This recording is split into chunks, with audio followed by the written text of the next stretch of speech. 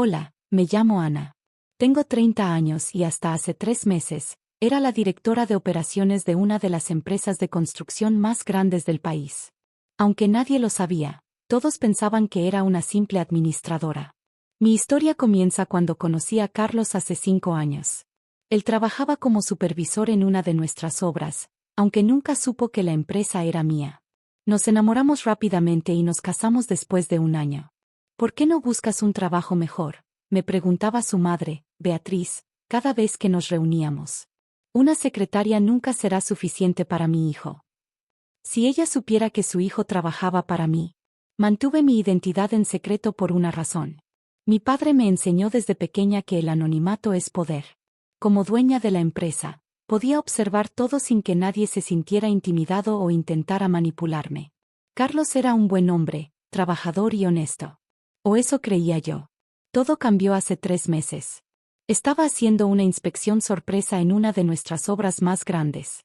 Como siempre, vestida como una simple administrativa, con mi carpeta y mi casco. Cuidado. Fue lo último que escuché antes de que todo se volviera negro. Desperté en el hospital 2 días después. La investigación reveló que alguien había aflojado los tornillos de una pasarela temporal. Cuando pasé por ella, cedió. La caída me dejó con múltiples fracturas en las piernas. Los médicos dijeron que necesitaría al menos 1 año de rehabilitación para volver a caminar normalmente. Carlos parecía devastado al principio. Pero entonces, su madre intervino. ¿1 año de rehabilitación? ¿Sabes lo que eso significa, hijo? Tendrás que cuidar de una inválida. Mamá, no digas eso. Es la verdad. ¿Quién va a mantener la casa? Ya era bastante malo cuando era una simple secretaria, pero ahora ni siquiera puede trabajar. Lo que ellos no sabían era que yo podía dirigir la empresa desde mi cama de hospital. Mi asistente personal, Laura, venía todos los días con documentos para firmar y actualizaciones. Fue Laura quien me dio las primeras señales de advertencia. Ana, me dijo un día, después de que todos se habían ido, hay algo que debes saber. La investigación del accidente, encontramos algo extraño. ¿Qué cosa? Los tornillos de la pasarela, alguien los aflojó intencionalmente. Y según los registros, solo 3 personas tenían acceso a esa área ese día. Mi sangre se heló. ¿Quién es? El guardia de seguridad, el ingeniero jefe, y Carlos. No quería creerlo. Pero entonces, comencé a notar cambios en el comportamiento de Carlos. Llegaba tarde a las visitas. Siempre tenía excusas para no quedarse. Y su madre, Beatriz, se volvió más agresiva cada día. ¿Sabes cuánto le está costando esto a mi hijo? Tiene que pagar el hospital porque tu seguro de secretaria es una basura. Poco sabía ella que yo era la dueña del hospital. La gota que colmó el vaso llegó 1 semana después. Escuché a Carlos y Beatriz hablando en el pasillo, pensando que estaba dormida. Hijo, Patricia está preocupada. Dice que necesita una respuesta pronto. Patricia. La ingeniera jefe del proyecto. La misma que había estado coqueteando con Carlos durante meses. Lo sé, mamá. Pero no puedo simplemente dejar a Ana así. ¿Por qué no? Es el momento perfecto. Está inválida, no puede trabajar. Nadie te culpará por dejarla. Patricia es de buena familia, tiene su propia empresa de ingeniería. Pero los gastos médicos. Cancela el tratamiento. Sin rehabilitación, tendrá que irse a vivir con sus padres. Es perfecto. Sentí náuseas. ¿Mi accidente había sido planeado? Al día siguiente, Beatriz entró en mi habitación como un tornado. Se acabó. No vamos a seguir pagando por esto. Disculpa. Carlos no puede mantener a una inválida. Ya encontró a alguien mejor. Alguien que puede caminar. Mi esposo estaba detrás de ella, mirando al suelo. Carlos, ¿es esto lo que quieres? No respondió. Fuera de aquí, gritó Beatriz. Mi hijo no necesita a una inválida. Muy bien, dije calmadamente. Laura, ¿podrías llamar a Ricardo, por favor? ¿Quién es Ricardo?, preguntó Carlos, hablando por primera vez. Mi abogado. Beatriz se rió. ¿Tu abogado? ¿Qué va a hacer una secretaria con un abogado? Ya verás, respondí, mientras Laura hacía las llamadas necesarias. La guerra estaba a punto de comenzar. Las siguientes 24 horas fueron un torbellino de actividad, aunque nadie lo notaba desde fuera de mi habitación de hospital. Laura activó nuestro protocolo de emergencia. En cuestión de horas, mi equipo legal y de seguridad había recopilado cada documento, cada correo electrónico, cada mensaje de texto entre Carlos, Patricia y cualquier persona involucrada en el accidente. A la mañana siguiente, Beatriz regresó triunfante con un oficial de seguridad del hospital. Esta mujer se niega a irse, declaró dramáticamente. Y mi hijo ya no pagará sus gastos médicos. El guardia parecía incómodo. Señora, si no puede pagar. No será necesario, interrumpió una voz desde la puerta. Era Ricardo, mi abogado principal, acompañado por el director del hospital. ¿Quiénes son ustedes?, demandó Beatriz. El director del hospital se aclaró la garganta. Señora Beatriz, ha habido un malentendido. La señora Ana es la dueña del hospital, completé la frase. Entre otras cosas. El silencio que siguió fue ensordecedor. Carlos, que había estado apoyado contra la pared, se enderezó de golpe. ¿Qué?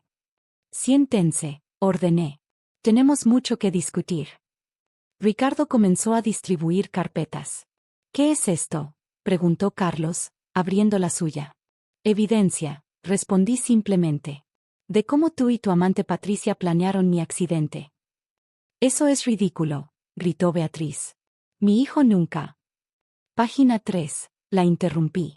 Mensajes de texto entre Carlos y Patricia discutiendo cómo resolver el problema de su esposa que siempre está inspeccionando la obra. Carlos palideció. Página 5, continué.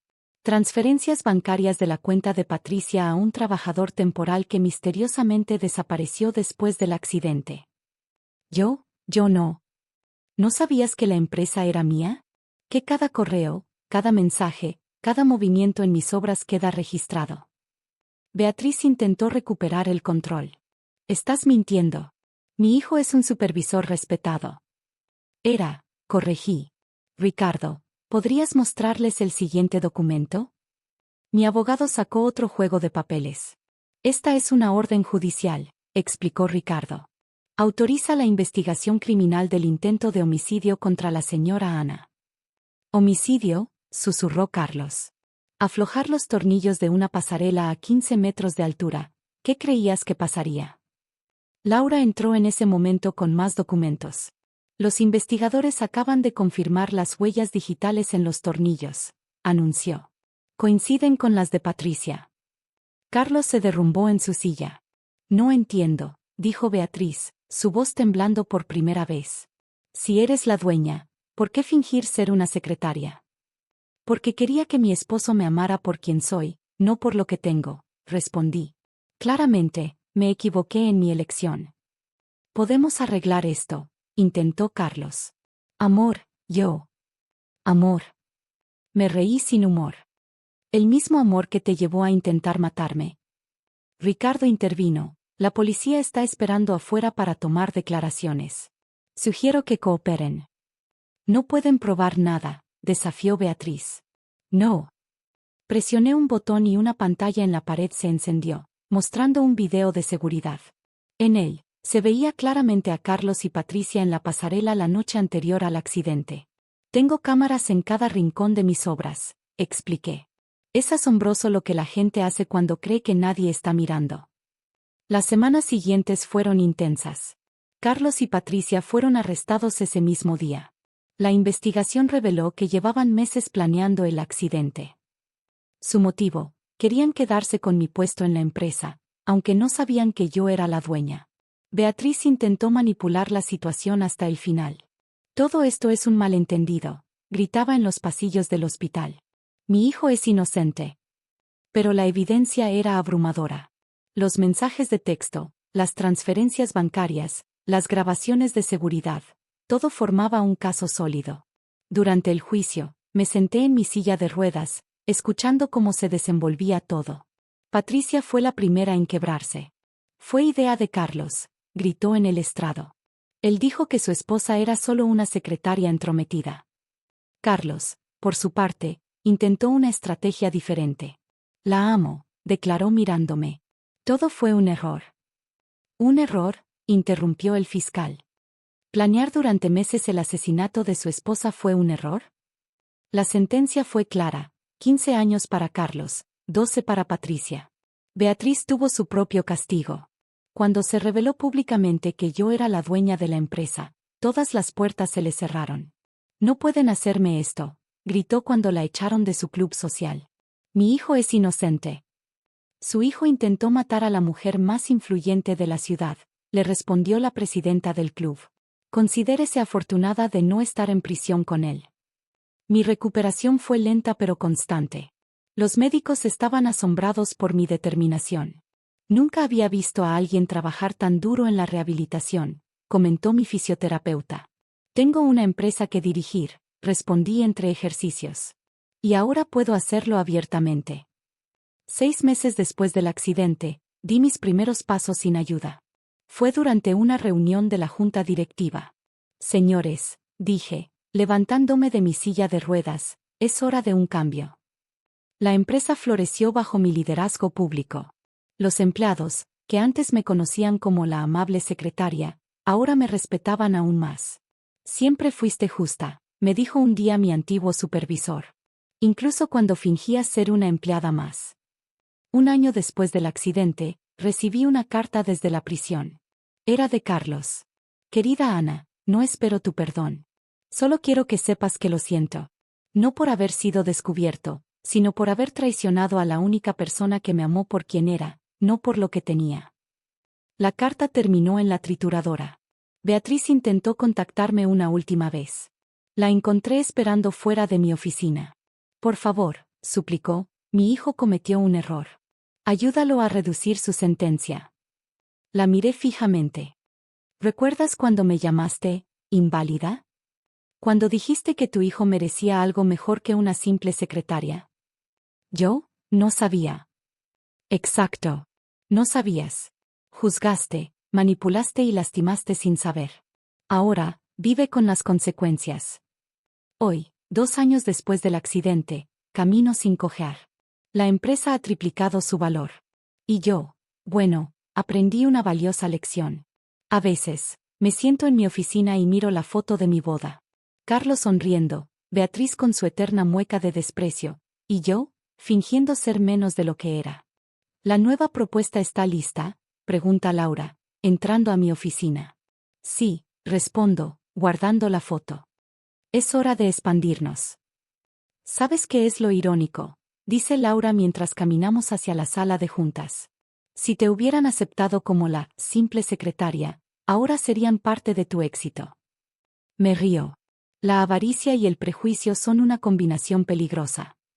La empresa sigue creciendo, y yo sigo caminando, cada paso un recordatorio de que sobreviví a su traición y emergí más fuerte. Como dice el dicho, no juzgues un libro por su portada, podrías estar intentando destruir a la dueña de tu destino. Gracias por mirar. Suscríbete al canal si te gusta. Nos vemos en el próximo video.